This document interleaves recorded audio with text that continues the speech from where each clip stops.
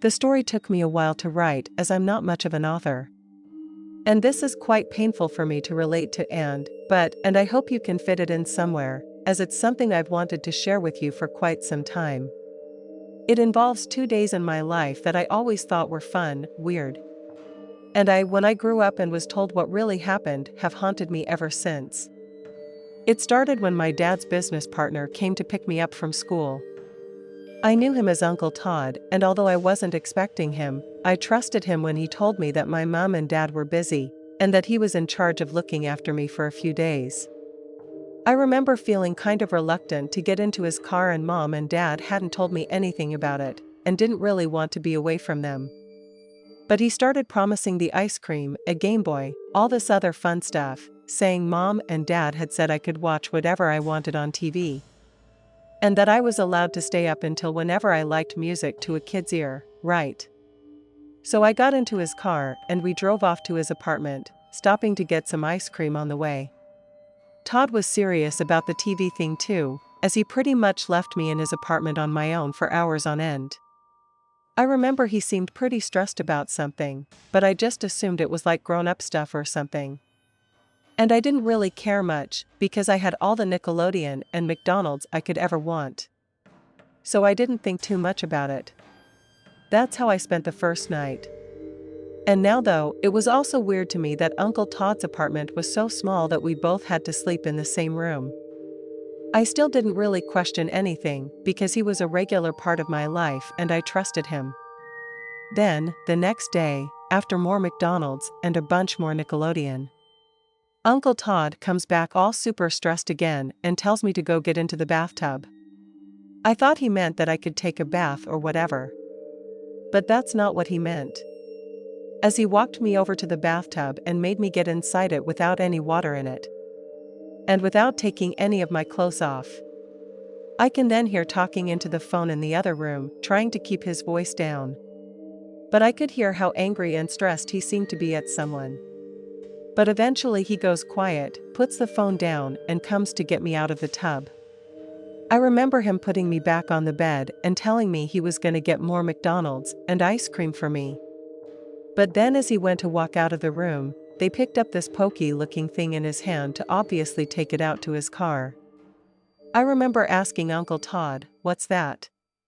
And he told me it was a thing for getting his car started on cold mornings. I remember it wasn't even that cold that morning or the morning before. But hey, at that age, grown-ups know best, right?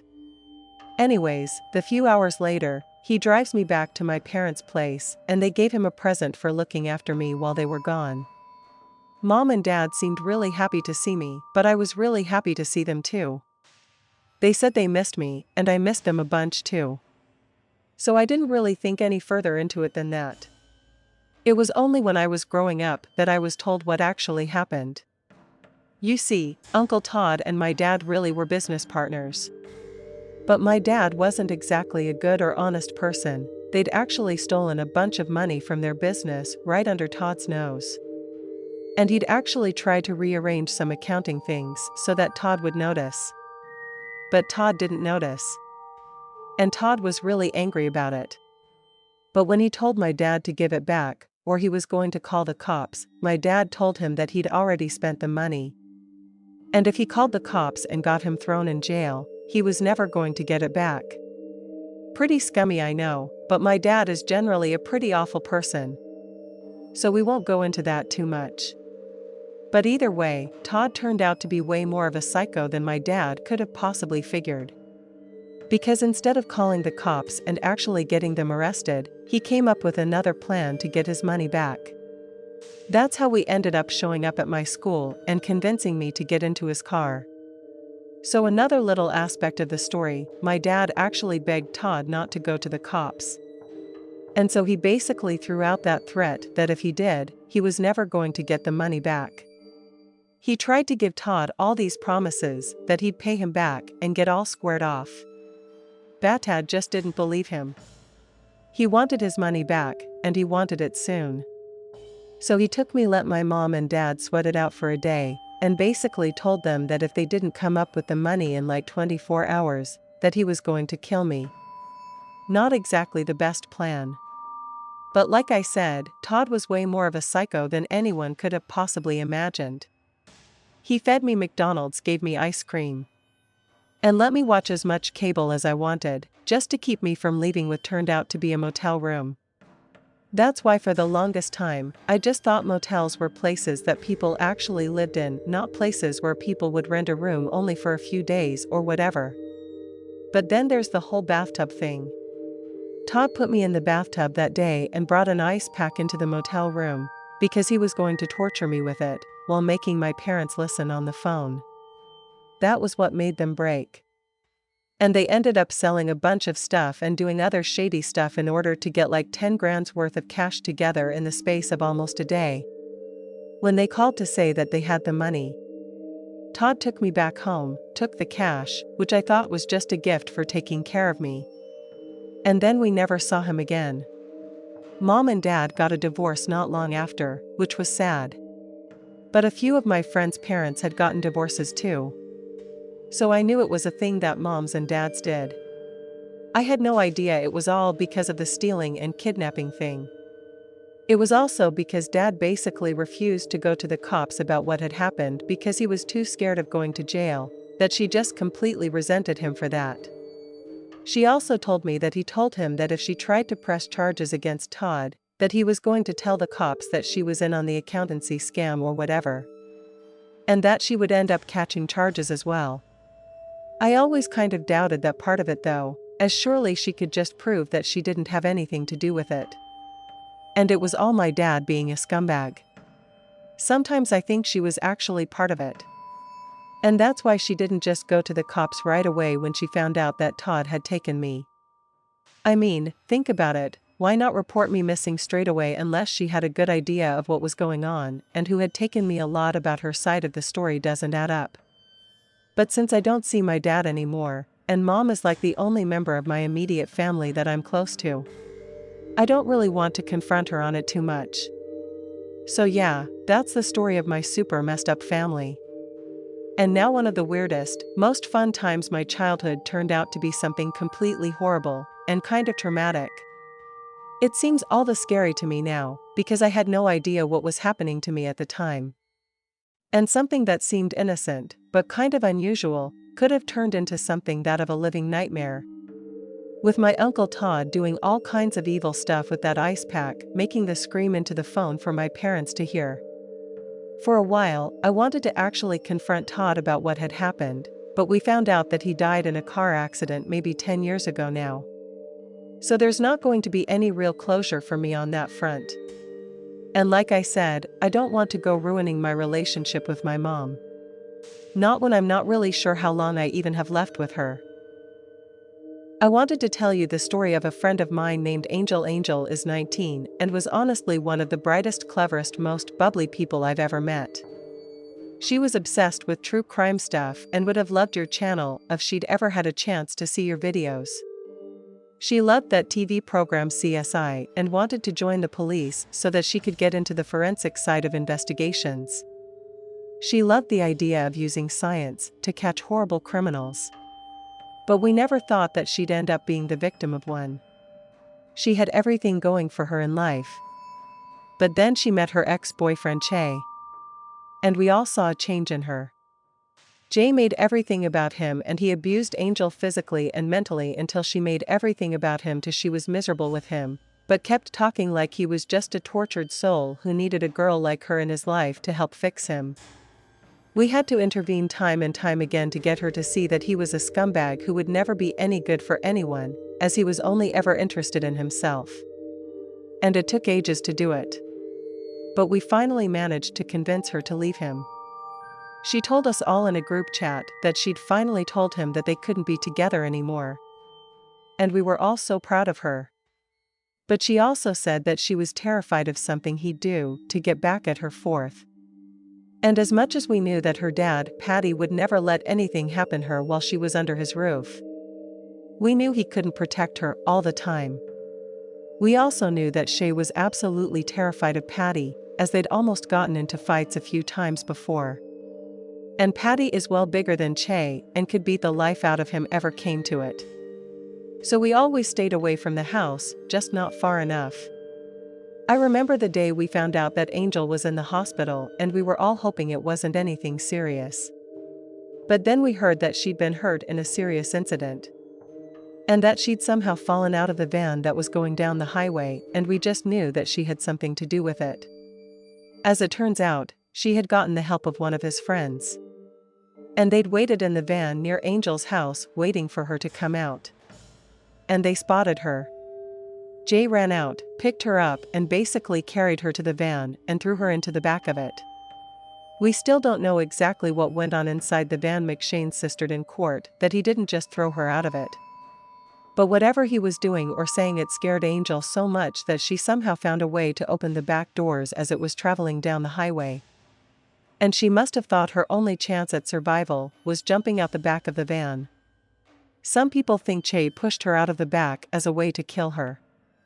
But at his trial, his lawyers were somehow able to prove that Che hadn't pushed her. And all he wanted to do was keep her inside the van. He must have admitted to just wanting to kidnap and scare her into getting back with him. But I know Angel wouldn't have done anything so drastic without being scared for her life. What happened next makes it clear to me that the justice system in this country is just completely broken. Because the sentence Che got was nothing on what he deserved to get. He recently got his sentence more than doubled after this big public campaign headed up by her parents, which is so good and everything, but it still feels like nothing because Angel's life is basically over now. She suffered serious head trauma after falling or being pushed from the back of the van. And now the doctors think that she's going to be potentially disabled for the rest of her life. We don't know if she's ever going to walk, talk, or eat by herself ever again. It's basically a death sentence. But the sentence Che was originally going to get was just over 4 years. Can you even believe that? A guy kidnaps his ex-girlfriend, he might have actually thrown her off the back of the van going at 60 miles an hour, or life is now basically over. And he was probably going to get out of prison after 4 years. That's nothing. He deserves to be in prison for the rest of his life. The driver that van got next to nothing too, and he also deserves to be in prison for the rest of his life. The Angel once told me about a law in America where if someone dies while you're committing a crime, your charge automatically gets turned into murder. And I think we should have one here like that too. That would make people think twice about doing things like kidnapping or drunk driving, or anything that could end up ruining someone's life. Sorry if this seemed to get a bit emotional, or wasn't the best written story you've been sent. I got a bit upset writing it because it's still all so raw for a saw. This all happened almost 2 years ago now, but it honestly feels like yesterday that we found out that Angel's life was over. I hope you read this out in one of your videos so that more people know what a rotten scumbag Che Boskill is. He deserves to be the one lying in a hospital bed. Not able to move, not Angel. I mean, he actually laughed during the court case. How can you even do that? How evil do you have to be to hear someone talking about how you took a girl's life away, and then just laugh about it? Please read this out, so more people hear about Angel's story. People need to know that if a guy is a psycho, it's not up to them to fix him or help him. Because they'll just end up as a victim of a story for you. But it's not something that happened to me. It's something that happened to our neighbors back when we lived in Highgate in London. So it wasn't scared. But all the neighbors were scared for the family this was happening to. That makes sense. Also, I've changed the man's name because my mum reckons that his parents would probably never talk to us again if they knew I told the story to a big YouTube channel like yours. Anyway, their son was taking a gap year before he went to uni. And he ended up going off to Thailand for a few months during the summer. His parents are keeping in touch with him and he seemed to be having a lot of fun. And then out of the blue, they got a phone call from some guy from Thailand. He asked them something like, "Are you Rob's parents?" And they obviously say yes. And then he tells him that Rob has been kidnapped. If they contact the police, they're going to torture and kill him. If they don't pay them so many Thai baht, their currency, within a set time limit, they're also going to torture and kill him. Not just that, But they're going to feed his body to crocodiles or sharks or something, basically, so they'd never be able to have a piece of him to bury pretty grim stuff, right? So Rob's mom has basically ready to get the money together. Anything to keep them from hurting Rob. But his dad just gets in touch with the Thai consulate right away, and he gets the police involved. This caused absolute murder with a couple, no pun intended. Like, there were some nights that you could hear them screaming at each other in the kitchen, with Rob's mom screaming like, "You've killed him. You've killed our son." I mean, it got really intense like that. And just let you know, it all ended basically okay. And Rob never got hurt or anything, but get this. Rob's dad kept telling the kidnappers that he was having trouble sending the money over to the account that they given him, as his bank kept flagging the transaction for fraud and refusing to send it. He played like he was more than willing to send the money, but he was just having trouble getting it sent. That way, he could buy more time for the Thai police to track the phone calls and bank account number to the person they needed to arrest. In the end, Rob's parents get another phone call from the Thai police telling them Rob had been found safe and sound. But then he's been arrested on fraud or scamming charges or something.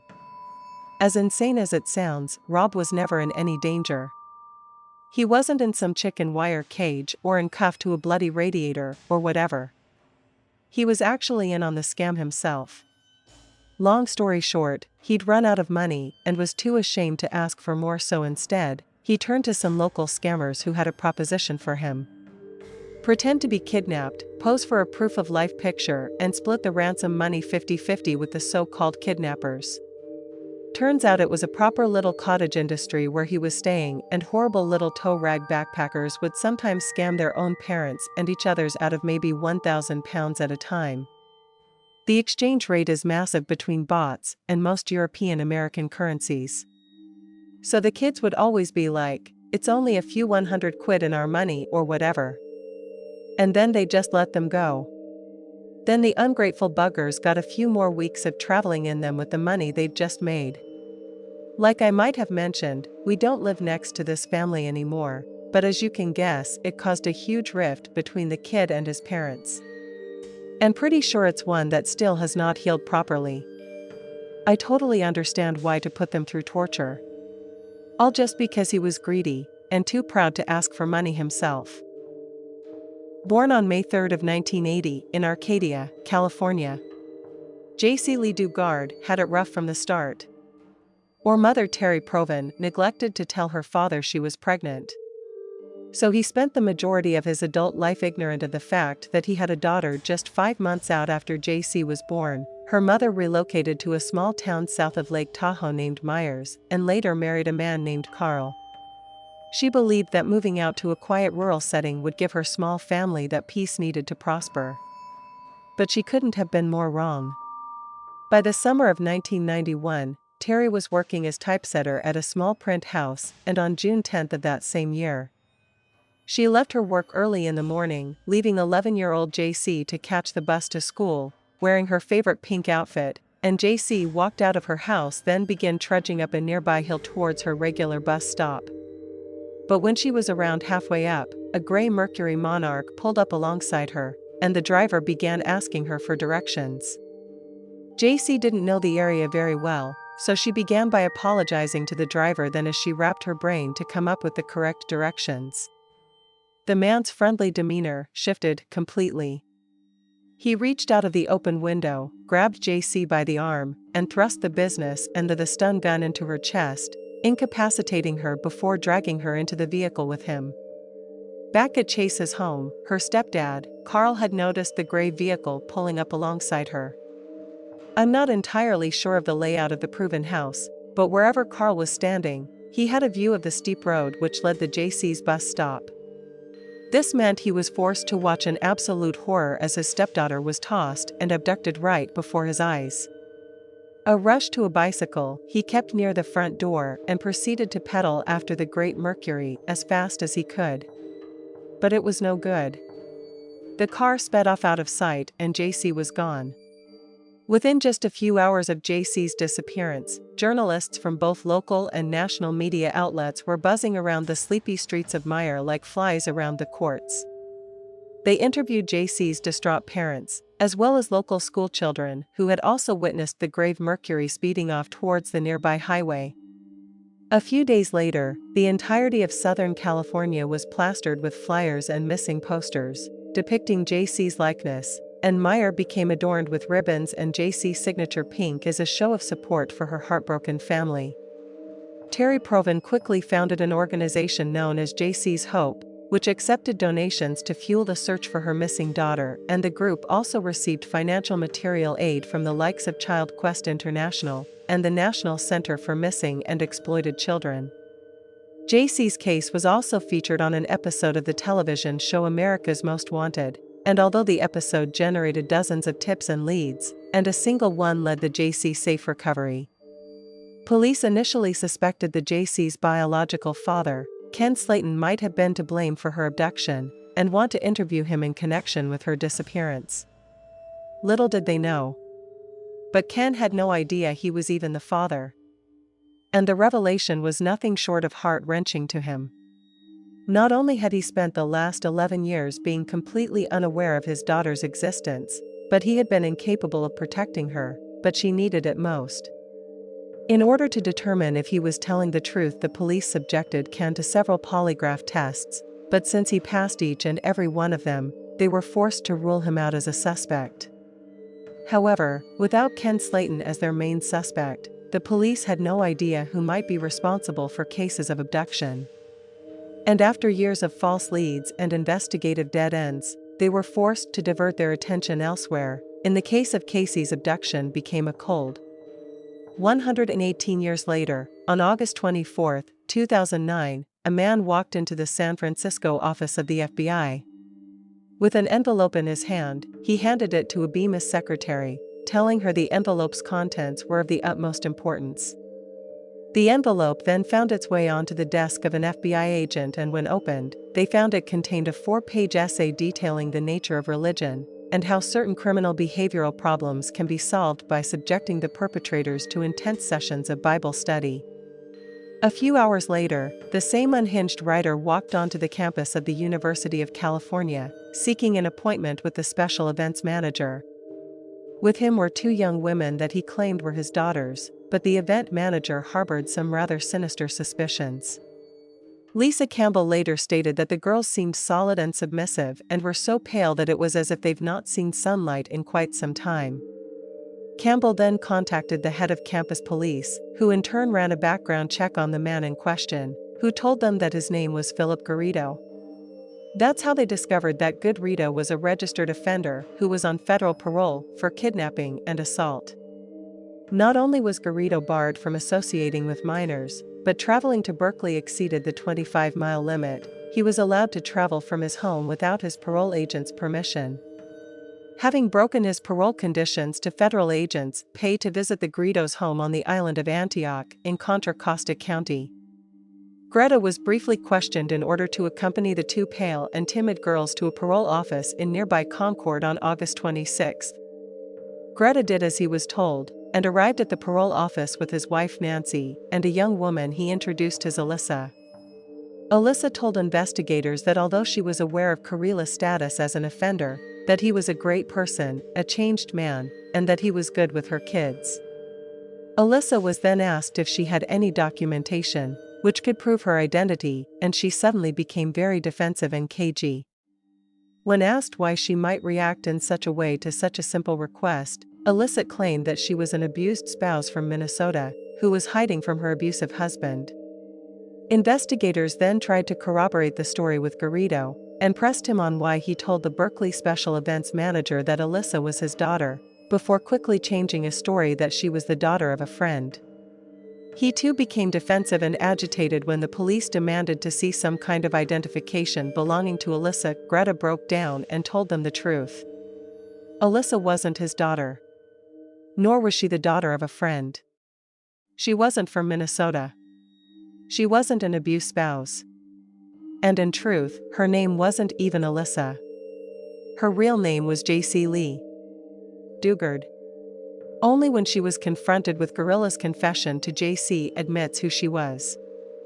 And after a brief phone call with her mother, the first 18 long years, she began telling police officers the story of her own mysterious abduction. After being taken back to Gorilla's home, JC was kept prisoner in a small soundproof shed that Philip and Nancy Garrido had constructed in their backyard.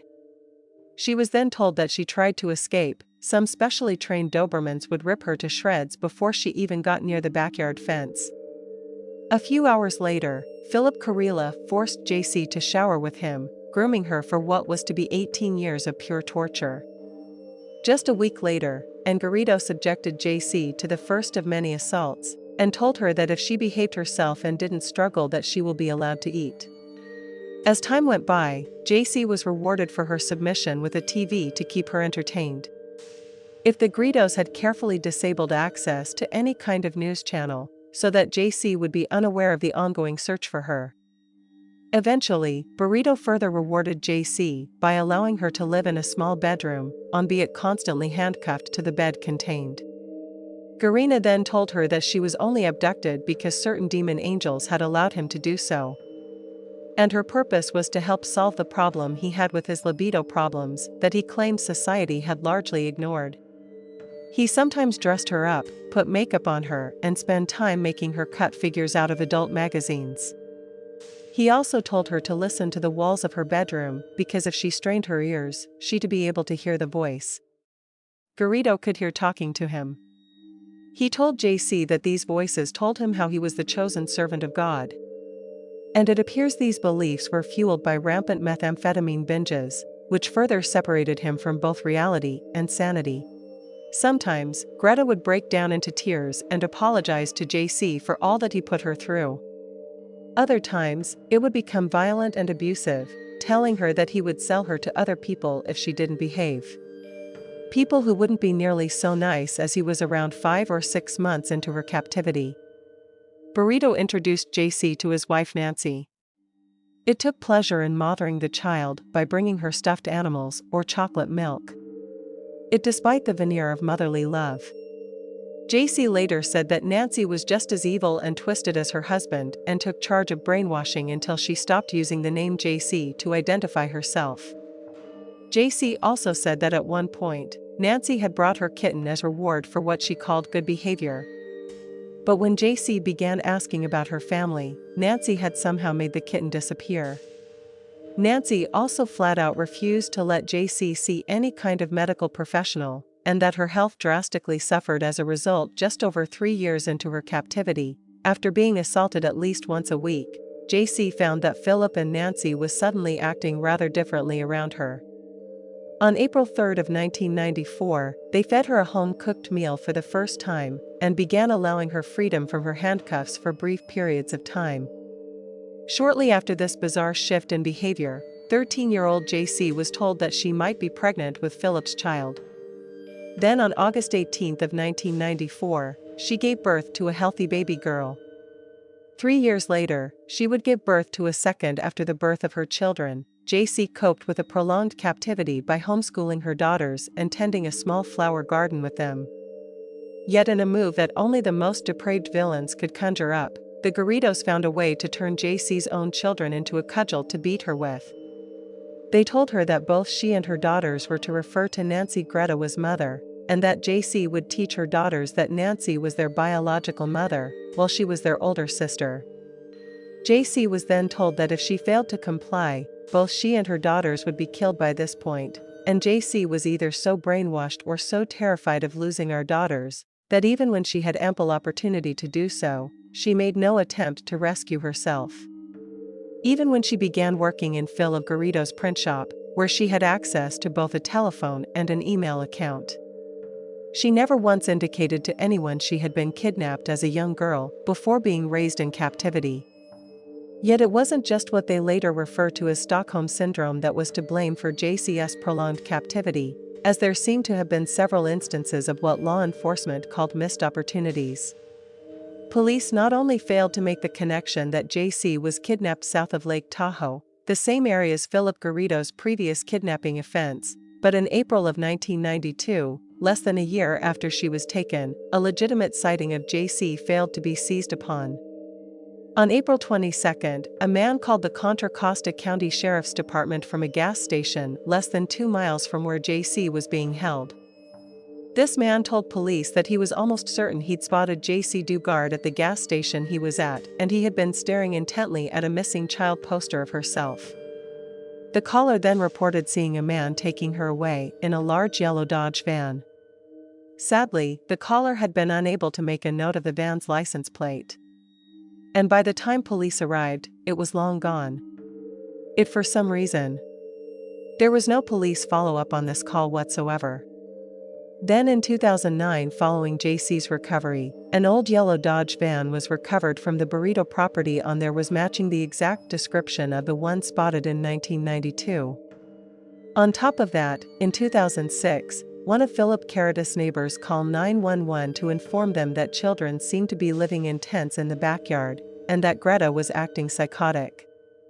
And Deputy Sheriff then drove out to the property and conversed with Garrido for over 30 minutes, telling him that there would be a code violation that people are living outside on the property. Not once did he even ask to enter the backyard to talk to the children living there. In addition, the California Department of Corrections and Rehabilitation definitely deserves to shoulder some of the blame. They erroneously classified Garrido as needing only low-level supervision, and it can be reasonably argued that this was the mother of all their mistakes. At one point, Inspector detailed an instance in which a parole agent encountered a 12-year-old girl at the home, but accepted Garrido's explanation that she was his niece, and did absolutely nothing to confirm it. Even after discovering that the Garrido had known nieces time and time again, the California authorities wasted chances to rescue JC from her fate, and so she was forced to employ alternative methods in order to survive. In 2016, broadcast journalist Diane Sawyer conducted an interview with JC and suggested that she may have been suffering from Stockholm Syndrome. In response, JC replied, "Stockholm Syndrome implies that hostages cracked by terror and abuse become affectionate towards their captors, but it's really degrading. Having my family believed that I was in love with his captor and wanted to stay with him. I mean, that is so far from the truth that it makes me want to throw up. I adapted to survive my circumstances. I did what I did so I could survive." Needless to say, JC's reunion with her mother was an extremely emotional one. And thankfully, it seems that her 2 children had suffered almost no negative effects of growing up in captivity. JC's Aunt Tina once said that the children are clever, articulate, curious girls. And despite their bizarre upbringing, they've always seemed healthy and well-adjusted. Unbelievably, when charged with the horrific actions, the gorilla has pled not guilty on all counts of kidnap, false imprisonment, and indecent assault. Philip Garrido, in particular, claimed that in the end, this is going to be a powerful, heartwarming story. My life has been straightened out, and you hear the story of what took place at this house. You're going to be absolutely impressed. It's a disgusting thing that took place with me at the beginning, but I turned my life completely around. Garrido seemed to think that he basically would be able to talk himself out of the charges by helping the FBI prevent future kidnapping incidents, and cited the 4-page essay that he gave in their San Francisco office in August of 2009. It was only when Nancy Goodreader was faced with a 241-year jail sentence that Philip Garrido changed his plea. And while he was sentenced to 431 years, his cooperation meant that Nancy was only sentenced to 36. Since their imprisonment, JC has begun an intensive course of animal therapy, which emphasizes the therapeutic nature of interaction with animals as a way of healing past traumas. She undertakes this therapy with her mother Terry and her sister Shauna, and is said to respond best to interactions with horses. News of her rescue prompted public statements from other survivors of kidnap and abuse, most notably Sean Hornbeck and Elizabeth Smart. One vet commented that coming out of wood, she's had to endure a slick entering a new world. It's like a door's open for her and she's emerged from a world that's black and white, in the one that's full of color. She was brainwashed, she'll probably feel angry, but now she needs to move on with her life. Elizabeth Smart, on the other hand, stressed the importance of focusing on the future with a positive attitude as an effective approach to accepting what has happened. Those are undoubtedly some wise words from a woman who suffered a very similar trauma in her life. And it's advice we can all take in reference to moving on from the things that haunt us. If someone like JC can move on from 18 years of pure torture, then I'd like to think that we too are capable of surviving what haunts us the most.